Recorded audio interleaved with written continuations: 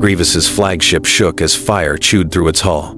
In the observation bay, Anakin pressed forward, blades flashing, forcing Count Dooku back toward the shattered window. Dooku's lip curled.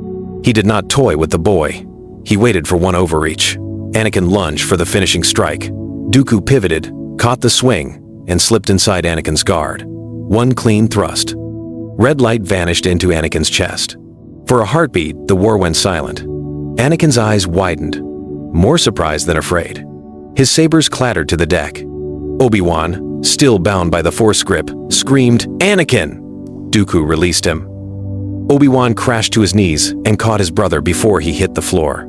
Anakin's breath came shallow and wet. "I can't feel the Force," he rasped. Palpatine's chair creaked as he leaned forward, pretending horror.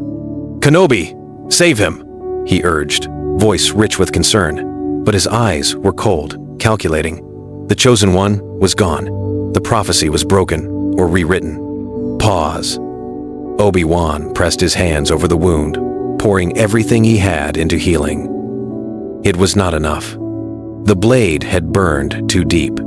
Anakin's fingers tightened once on Obi-Wan's sleeve, then slipped away. Dooku stepped closer, almost respectful. "You trained him to be fearless," he said. "You forgot to teach him caution." Obi-Wan looked up, tears mixing with ash. His grief turned sharp, focused. He rose, saber igniting, and attacked with a fury Dooku did not expect. Steel screamed. Sparks rained.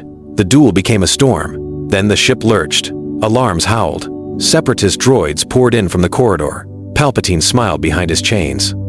"General Kenobi," he whispered. "The war isn't over. Not for you." Obi-Wan backed over Anakin's body as the door exploded inward and Dooku raised his blade for the killing blow, straight at Obi-Wan's unguarded heart. Anakin's death didn't just break Obi-Wan's heart, it rewired his purpose. The Jedi Council lost their greatest weapon, and the Republic demanded blood to replace hope. Palpatine stepped closer, offering comfort that sounded like orders. Obi-Wan kept moving, because stopping meant feeling everything. Obi-Wan's shuttle landed on Coruscant under a gray sky. The hangar was crowded with clones and senators, all waiting for Skywalker to stride out with that reckless grin. Instead, Obi-Wan carried a scorched med crate. The label read, "Anakin Skywalker, Kia." The silence that followed felt louder than the war. A clone captain tried to salute, then froze, hand trembling. Obi-Wan walked past him like a ghost. Anakin's funeral became a holonet storm. Millions watched the flames rise. Palpatine stood beside the pyre, eyes wet, voice breaking on cue. "He gave his life for the Republic," he said. The crowd answered with a single demand: revenge. At the Jedi Temple, the Council met in dim light. Anakin's seat sat empty, like a missing piece of the Force. Mace Windu spoke first. "We just lost our greatest weapon." Kiadi Mundi added, "The Separatists will press the advantage." Yoda's gaze settled on Obi-Wan. "Grief becomes anger if you feed it." Obi-Wan's voice stayed flat. "I trained him. I led him. I watched him die. They offered him rest. He refused. Mercy tasted like failure. He vanished into the training halls and fought practice droids until sparks filled the air. He replayed the duel again and again, hunting the second he could have changed. Then, he demanded the worst fronts: Kashyyyk, Salukami, Jabiim. He stopped negotiating with enemy commanders. He took objectives fast, even when it cost clones. The men still followed, but their respect turned cautious. They learned to fear Kenobi's calm voice before a charge. Palpatine called him to a private office, away from the Council's ears. "The Jedi will hesitate," he murmured. "You cannot end this war, make Anakin's death mean something." Obi-Wan felt the hook in those words, and rage made it feel like purpose. A red code arrived. Last lines. The transmission carried a single signature, Count Dooku. He offered a secret parley and demanded Obi-Wan Kenobi come alone. She didn't scream. That was the strange part. Pause. When the Medroid spoke the words, "Senator, you are carrying twins." Padme Amidala simply stopped. The air left her lungs. Her hands pressed flat against the cold medbed. and for one long, silent moment, the entire galaxy ceased to exist. Then, it all came rushing back. Anakin. Mustafar. The things he'd done. The things he'd become. Obi-Wan had told her everything. Every betrayal. Every body. Every order followed without hesitation. Not for the Republic. Not for peace. But for a Sith Lord who had promised him power over death itself. She had believed every word Anakin ever spoke to her. She had loved him completely. Trusted him with her future. With her life. And now, his children were growing inside her. Padme sat up slowly, jaw tight, eyes dry. She had no more tears left, only clarity, cold and sharp as Beskar. If Palpatine discovered she was carrying Skywalker's heirs, he would not let them survive. She understood that the way you understand fire burns without needing to touch it. An emperor does not leave loose ends, especially not ones with force-sensitive blood running through their veins connected by birth to the most powerful force user the galaxy had ever known. No one can know, she whispered. Not a plea, a decision, a vow. Across the sterile white medical bay, Bail Organa watched her with the careful, measured eyes of a man who already understood exactly what came next and what it would cost. "Where do we go?" he asked quietly. Padme looked down at her hands, still trembling, still hers. Somewhere he'll never think to look, but somewhere, deep in the shadows of the new empire, someone had already started asking the right questions, and they were already asking about her. She chose to run, she chose to hide, but the Empire's reach is longer than any single star system, and Darth Vader, still burning with grief and rage he cannot yet name, is beginning to feel a pull in the Force he cannot explain. Something is alive out there, something that belongs to him. He never once shed a tear. Pause. But standing before the full Galactic Senate, Sheev Palpatine performed grief better than any actor in the galaxy.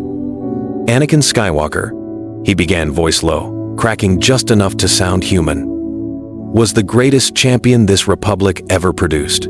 And now, he is gone. The Senate chamber fell completely silent, not because they were commanded to, because they believed him. That was the genius of it. Anakin's death, still raw, still unexplained, still wrapped in the fog of war and whispered accusations of Jedi betrayal, became exactly what Palpatine needed. A symbol, a wound, a weapon. The Supreme Chancellor did not simply mourn a fallen soldier. He transformed one man's death into the cornerstone of something far darker, a new order, built on fury, grief, and fear. The story spread fast across every HoloNet channel in the galaxy. The Jedi had conspired against the Republic. They had worked from the inside, hidden in shadows, for years. And Anakin Skywalker, loyal, brave, selfless to the very end, had died trying to stop them. It was a masterpiece of lies. Carefully constructed, impossible to challenge in the chaos that followed. On the Senate floor, delegate after delegate rose not in protest, but in fury. They demanded justice. They demanded strength. They demanded him. Palpatine accepted every expanded emergency power with practiced reluctance, as if each new burden were almost too great for one man to bear alone. Within 72 hours, the emergency decrees were signed. Military tribunals replaced civilian courts across the galaxy. Loyalty oaths spread through every government building on Coruscant. And the remaining Jedi, hunted, scattered, exhausted, were declared enemies of the state. The Republic was not destroyed in battle. It was not bombed into submission. It applauded its own ending. And never knew it. But in a quiet medical bay far from the cheering crowds of Coruscant, one woman knew exactly what Palpatine had just done. Padme Amidala had watched the HoloNet broadcast with cold, steady eyes. She had heard every word. She knew the lie. And for the first time since Mustafar, she felt something sharper than grief. She felt purpose. If the Emperor wanted to use Anakin's name to build his empire, then she would use Anakin's children to bring it down. Obi-Wan Kenobi had always been the calm one. The steady hand. The measured voice in a room full of urgency. For years, Anakin had been the storm loud, reckless, brilliant, and impossible to ignore. And Obi-Wan had been the force that kept him grounded. But Anakin was gone now, and there was nothing left to hold Obi-Wan back. In the weeks following the fall of the Jedi Temple, he did not grieve, Not visibly, not in any way the survivors could see. He planned, he moved, he organized. Those who made it out of Order 66 were scattered hiding in cargo holds, farming settlements, forgotten moons at the edge of the Outer Rim. Waiting for someone to lead, Obi-Wan became that someone, without asking for the role, without hesitating. He broke the survivors into cells, quiet, untraceable. Each one given a mission not to wait, not to hide, but to strike. Imperial communication towers, supply routes, officers whose names appeared on execution orders. Every target chosen with cold, precise logic. Master Yoda warned him, gently, in the way only Yoda could. A dangerous path this is, Obi-Wan. Far from the Jedi way it leads. The Jedi way, Obi-Wan answered quietly, didn't save the temple. No one spoke after that. Not even Yoda, who closed his eyes and turned away. The argument was over before it began. Anakin had always pushed toward the edge, but Obi-Wan had been the one pulling him back. Now that anchor was gone. No counterweight, no second voice to ask, is this who we want to be?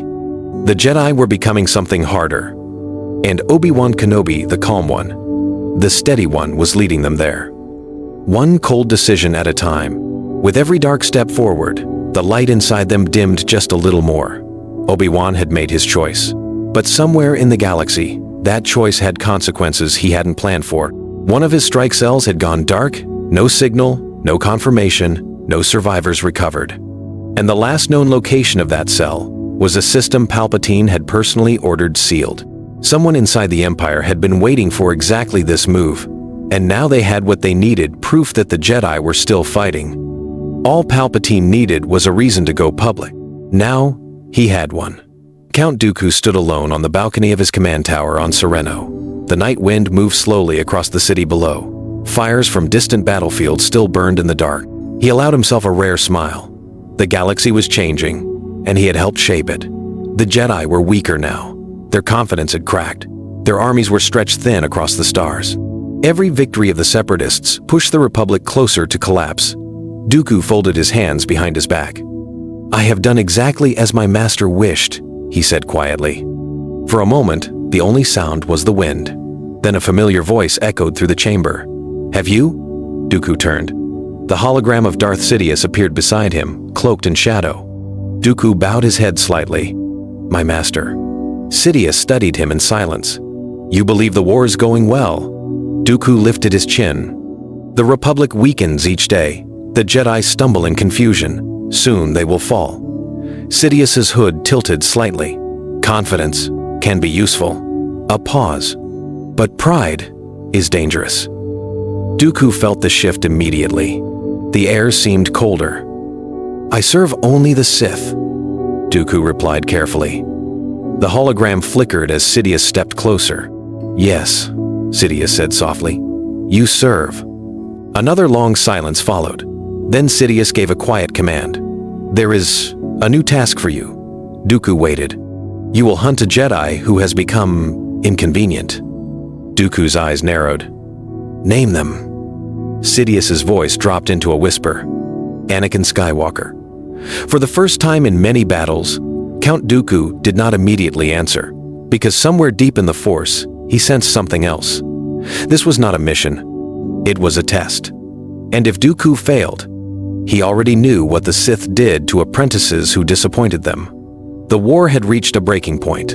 Across the galaxy, battles raged between the Republic and the Separatists. Worlds burned. Armies clashed.